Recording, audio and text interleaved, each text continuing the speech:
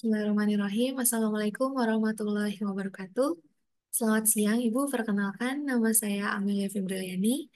Pada kesempatan kali ini, saya akan melakukan presentasi untuk memenuhi tugas ujian akhir semester mata kuliah manajemen rantai pasok.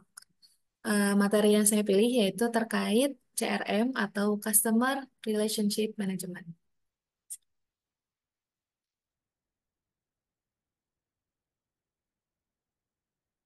Baik, sebelumnya mari kita diskusikan kira-kira apa sih pentingnya CRM ini dalam suatu bisnis. CRM merupakan strategi kunci untuk mencapai keunggulan kompetitif dalam bisnis yang fokusnya untuk pengelolaan hubungan dengan pelanggan, untuk menciptakan hubungan jangka panjang yang saling menguntungkan baik untuk produsen maupun customer. Nah, di sini kita ada tiga pendekatan nih terkait peran CRM. Yang pertama, competitive advantage. CRM membantu bisnis unggul dalam persaingan. Yang kedua, customer-centric approach, di mana CRM ini fokus pada kebutuhan pelanggan. Dan yang terakhir ada competitive advantage, di mana CRM ini menggunakan data analitik untuk menentukan strategi yang tepat digunakan. Nah, apa alasan saya untuk memilih materi CRM ini sebagai bahan presentasi yang saya pilih? Yaitu yang pertama, CRM ini merupakan gabungan dari teori dan eh, praktek yang praktis. Karena pada yang setelah saya pelajari, teori ini memudahkan pengguna dalam memahami materi, tidak hanya teoritis tapi juga praktis dalam menerapkan CRM dalam bisnis. Karena walaupun teori cakupan CRM ini cukup luas, mulai dari manajemen pelanggan, segmentasi pasarnya apa saja, dan bagaimana strategi retensinya, tapi materi ini memberikan implementasi langkah-langkahnya secara langsung, sehingga pengguna bisa langsung maupun klien dapat langsung mengimplementasikannya. Selain itu, banyak juga studi kasus yang sudah memberikan hasil nyata dari dampak mengimplementasikan CRM-nya. Studi menunjukkan bahwa CRM dapat meningkatkan efisiensi operasional hingga 30% dan pendapatan maupun profit hingga 20%. Sumber dari Salesforce tahun 2023. Selain itu, CRM ini juga karena dia merupakan eh, karena dia terdiri dari disiplin ilmu yang cukup banyak, jadi dia bisa melacak sifat-sifat indisipliner. Nah, dari yang saya baca, CRM ini menghubungkan disiplin ilmu akuntansi, manajemen rantai pasok itu sendiri, dan teknologi informasi. Dalam akuntansi, CRM membantu melacak return of investment dan analisis cost accounting. Dan selain itu, di dalam manajemen rantai pasok, CRM melakukan integrasi dari berbagai sistem untuk memastikan kebutuhan pelanggan terpenuhi. Juga dalam TI memastikan keamanan data dan analitik data.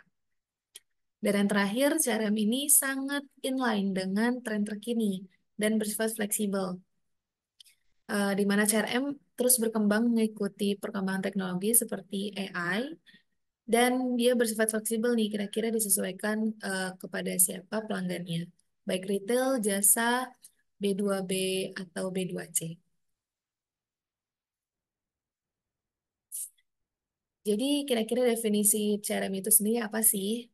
CRM atau Customer Relationship Management merupakan strategi bisnis yang berfokus pada pengolahan hubungan dengan pelanggan untuk menciptakan hubungan jangka panjang yang saling menguntungkan. Dan di sini ada tiga peran fokus utama dari CRM, yaitu yang pertama memberikan nilai tambah, yang kedua edukasi kepada pelanggan, yang ketiga kolaborasi. Nah, mari kita bedah peran CRM lebih detail lagi. Nilai tambah. Nilai tambah ini selain kepada produk fisik itu sendiri, CRM ternyata eh, membuat perusahaan dapat memberikan layanan secara langsung kepada pelanggan lebih khusus lagi, baik itu layanan pendukung, solusi khusus, hingga kemudahan akses lainnya. Selanjutnya, edukasi pelanggan. Ini CRM memastikan baik pelanggan maupun mitra rantai pasok memahami dengan detail dan benar terkait produk secara mendalam, sehingga mereka dapat memasarkan kembali dengan lebih efektif. Dan yang ketiga, kolaborasi. CRM juga memastikan dapat menjembatani komunikasi baik antar pemasok, pelanggan, maupun konsumen untuk menghindari adanya miskomunikasi. Di sini ada 6 komponen utama dalam CRM. Yang pertama, segmentasi pelanggan. Yang kedua, prediksi perilaku. Yang ketiga, diagram CLV atau Customer Lifetime Value. Yang keempat, otomatisasi tenaga penjualan. Yang kelima, personalisasi komunikasi. Dan yang terakhir, layanan pelanggan. Seperti yang sudah saya sebutkan sebelumnya, mengapa saya tertarik dengan materi ini? Karena ternyata para klien ataupun kita sebagai pembaca dan pengguna materi dapat menerapkan langsung bagaimana implementasi CRM ketika kita mempunyai bisnis. Nah, yang pertama tentunya kita harus melakukan perencanaan CRM yang matang, di mana kita harus menetapkan goal spesifik terlebih dahulu nih. Misal kita ingin meningkatkan profit sekitar 20%, atau selain profit, kita juga bisa mengidentifikasi segmentasi pelanggan apa nih yang menjadi fokus kita. Mau itu eh, business to business atau business to customer, atau keduanya. Nah, selain itu, setelah menetapkan hal-hal tersebut, kita juga harus memperhitungkan anggaran maupun biaya yang harus dikeluarkan sehingga tidak terjadi kendala ke depannya. Karena CRM ini sangat berkaitan dengan sistem, nah anggaran terbesar itu biasanya untuk investasi di software eh, ataupun pelatihan. Pelatihan itu biasanya ke customer service maupun layanan lainnya. Yang kedua, itu melibatkan pengguna awal. Di sini maksudnya pengguna awal itu kita melakukan uji pilot project. Tujuannya dengan melibatkan departemen yang berinteraksi langsung dengan pelanggan. Nah, biasanya dilakukan bertahap dari regional, baru setelah itu di roll out ke nasional. Sehingga dengan adanya pilot project ini bisa mengidentifikasi apabila terjadi bug dalam suatu sistem ataupun kesalahan lainnya. Yang ketiga, setelah kita identifikasi perencanaan dan melakukan pilot project tadi, kita sudah bisa memilih aplikasi apa yang kira-kira relevan dengan bisnis kita. Dengan mempertimbangkan beberapa kriteria tentunya, yang pertama fitur apa saja kira-kira yang dibutuhkan. Yang kedua, skalabilitas, sejauh mana jangkauan yang dibutuhkan. Dan yang terakhir, mempertimbangkan tentunya budget. Ya, kita bisa juga dikasih tips nih untuk mencoba free versi trial sebelum berinvestasi pada aplikasi yang sudah dipilih.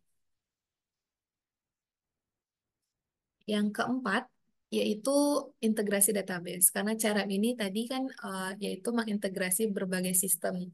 Nah, jadi tahapan ini kita melakukan konsolidasi data dari berbagai sumber maupun aplikasi.